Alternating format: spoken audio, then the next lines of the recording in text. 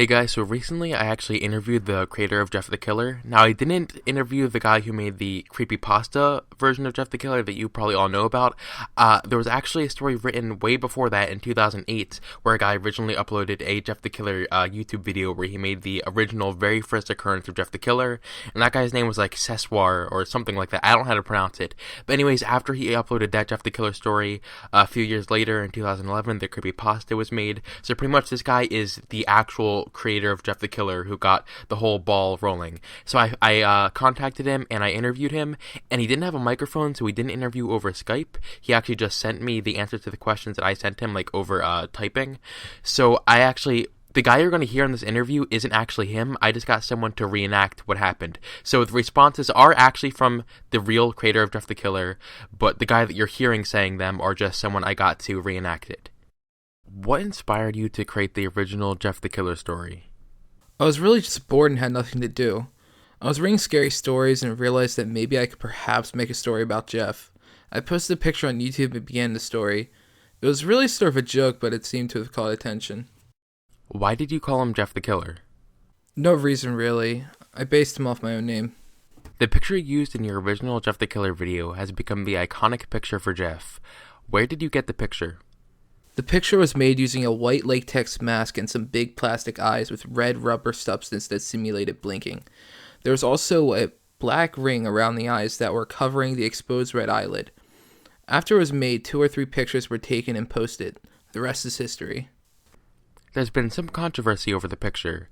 Apparently the picture is a Photoshop version of a girl named Katie Robinson who was bullied and eventually killed herself. Do you know about this? If so, do you have anything to say about this? I know all too well about this little inconvenience of a rumor, and I can assure everyone when I say that the rumors are completely bogus. I have no idea who came up with this rumor. It's most likely a troll, seeing as the person who got the information on the Katie Robinson rumor was a 4chan regular, and they're not exactly someone to take serious at all.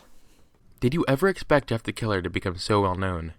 Back in '08, I was really hoping it would blow up and become a phenomenon. It did take some years. It was around 2011 it became noticeable. However, for me, it was sort of an anti-fame, seeing as the remix of it was the famous one, and nobody yet knew mine was the original authentic one. Are you at all proud of your version of the story? I like to say that I am. If not for this, there would be no Jeff the Killer. I do plan to expand on the Jeff the Killer world and add more to it, but it would take some time and effort. I've made drawings that are sort of like precursors to the franchise. How did you find out about the 2011 creepypasta version of Jeff the Killer, and what was your initial reaction after reading it? Well, the thing about it was, I wasn't really pleased with the direction at all. It went against a lot of what Jeff the Killer stood for, apart from killing people. Such as him being a child, murdering children, killing his brother, which he'd never do in real life, same with his mother and father. It was a very different experience, and the subject matter could have been made more maturely and not teenagery. Do you like the 2011 Jeff the Killer story? Not quite. As you probably know, the story has received a massive amount of hate. What do you think about this? Which one, the 2011? If so, I understand why. If you're referring to mine, I also understand too. I feel like, for the most part, people only acknowledge the 2011 creepypasta of Jeff the Killer. Do you feel like you don't get enough credit for originally starting the whole thing? Not at all at first, but as time went by, people started to realize and appreciate my short prelude much more. So far, it's been going smoothly for my case recently, and I hope in the future when my real vision of Jeff the Killer is made, people will have a whole new level of appreciation for it, and more adult viewers will enjoy it. Ever since you uploaded the original Jeff the Killer story in 2008, there have been several video games and other creations made based off of Jeff the Killer. Have you gotten any money, or anything for that matter, as a result? Not at all, unfortunately.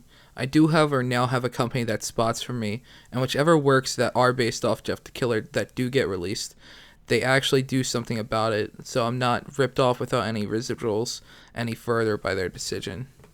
There's currently an Indiegogo page that is raising money to create a Jeff the Killer movie. What do you think of this? I've seen the Kickstarter page, and unfortunately my production team caught wind of the project and are currently looking into getting it shut down. I feel bad about it, but they're looking out for my end and of course their best interest. So that was the interview. I just want to give a special thanks to Seswar, or however you pronounce that, for actually answering my questions, and I want to give a special thanks to Nuclear Panda for narrating the responses. That is it, guys. Thanks for watching, and I'll see you on the flip side.